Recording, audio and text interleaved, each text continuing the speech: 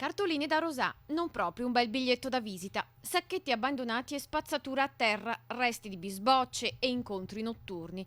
In un luogo che dovrebbe meritare rispetto. Siamo nel parcheggio accanto al camposanto del paese, dove dovrebbero regnare pace e ordine. E invece, da parecchio tempo oramai, qui vengono malamente scaricati rifiuti di ogni tipo.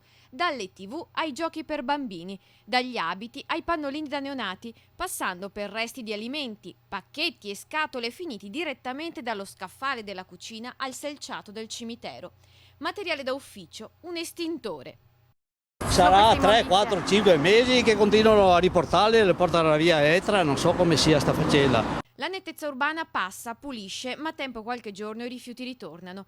Gli abbandoni sono frequenti, nonostante il centro di raccolto alle spalle del parcheggio sia chiuso da tempo, 20 dicembre 2015, nonostante gli avvisi e le telecamere di videosorveglianza.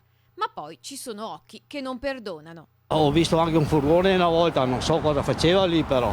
Io so solo che c'è la continuità di questo immondiziaio nell'angolo a nord del cimitero, che è una brutta immagine solo a chi si reca al cimitero.